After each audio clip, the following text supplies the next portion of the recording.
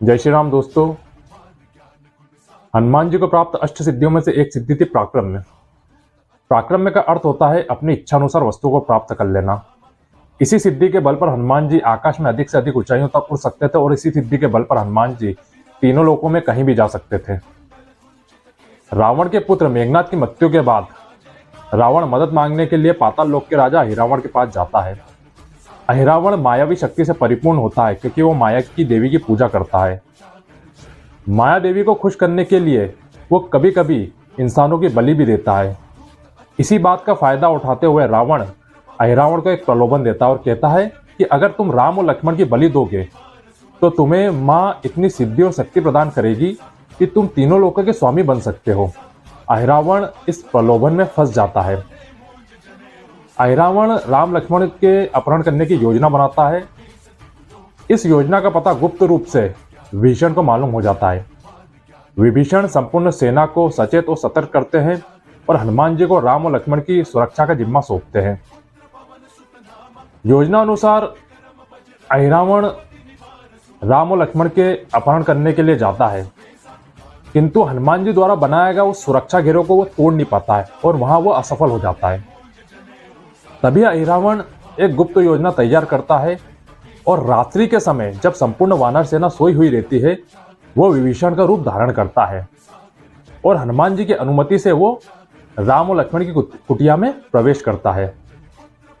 अपनी मायावी शक्ति से राम और लक्ष्मण को मूर्छित करके वो सीधे उन्हें पाताल लोक लेकर के चले जाता है।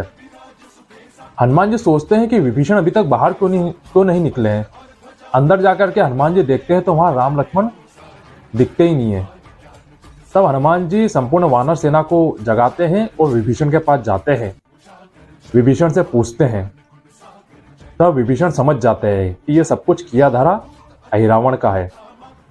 विभीषण हनुमान जी को सीधे पाताल लोक जाने को कहते हैं तो हनुमान जी अपने तीव्र वेग से सीधे पाताल लोक के लिए प्रस्थान करते हैं। वहां उनका सामना होता है पाताल लोक के मुख्य द्वार पर खड़े मकरध्वज पर। मकरध्वज पाताल लोक का मुख्य सुरक्षा अधिकारी होता है और वह आधा वानर रूप और आधा मगर रूप लिए हुए रहता है। हनुमान जी मकरध्वज से पूछते हैं कि हे पुत्र, तुम्हारी उत्पत्ति कैसे हुई है। तो मकरध्वज बताते हैं कि जब हनुमान जी लंका दहन कर रहे थे तभी हनुमान जी के शरीर से निकली पसीने की एक बूंद एक मगर ने ग्रहण करी, जिसके गर्भ से मैं उत्पन्न हुआ हूं। इसलिए मैं आधा वानर हूं और आधा मगर हूं। हनुमान जी मकरध्वज को बताते हैं कि अहिरावण छल से मेरे प्रभु श्री राम और लक्ष्मण का अपहरण करके पाताल लोक लेकर के आया है और मैं उन्हें मुक्त करवाना चाहता हूं। मकरध्वज हनुमान जी को कहते हैं कि प्रभु, मैं अपने स्वामी के प्रति समर्पित हूँ और मैं अपने कर्तव्य निष्ठ से विमुख नहीं हो सकता हूँ। यदि आपको अंदर प्रवेश करना है तो आपको पहले मुझसे युद्ध लड़ना होगा। मकरध्वज हनुमान जी के बीच में भीषण युद्ध होता है। हनुमान जी मकरध्वज को परास्त कर देते हैं और वहीं मुख्य द्वार पर बंदी बना देते हैं। इसके पश्चात हनुमान जी पाताल लोक के अंदर प्रवेश करते हैं। तभी उनको एक नागकन्या चित्रसेना दिखाई देती है। दोनों का आपस में परिचय होता है।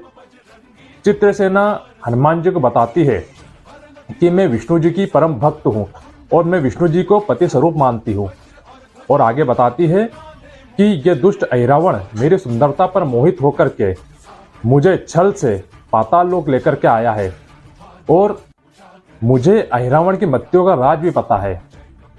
चित्रसेना बताती है कि एक दिन देवी माँ अहिरावण की तपस्या से खुश होकर के उन्हें एक वरदान दिया था। वरदान में माया देवी ने अहिरावण को बताया था कि जब तक मेरे सम्मुख जल रहे ये 5 दीपक को कोई एक बार में बुझा ना दे तब तक तुम्हारी मृत्यु नहीं हो सकती है। हनुमान जी को जब यह राज पता होता है तो सीधे अहिरावण के पूजा कक्ष में प्रवेश करते हैं।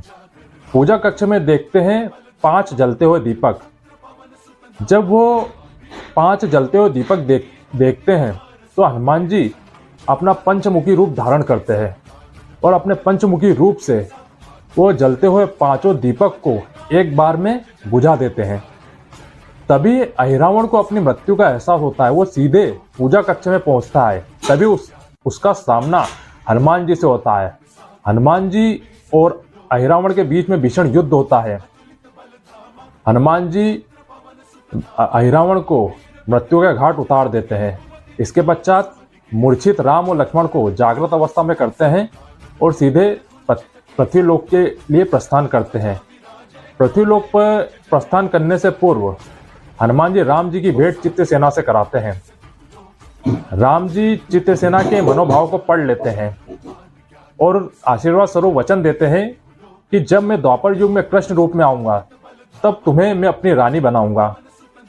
कृष्ण जी की प्रमुख 8 पत्नियों में से एक होती है रानी सत्यभामा। ये वही चित्रसेना होती है। प्रभु श्री राम आगे बढ़ते हैं तो देखते हैं मुख्य द्वार पर मकरध्वज को बंधे हुए हैं। तभी वो हनुमान जी को कहते हैं कि इन बालक को बंदर से मुक्त करो और उसके पश्चात श्री राम द्वारा मकरध्वज को पाताल लोक का राजा घोषित कर दिया जाता है। तत्पश्चात राम, लक्ष्मण और हनुमान जी तीनों पाताल लोक से पृथ्वी लोक के लिए प्रस्थान करते हैं।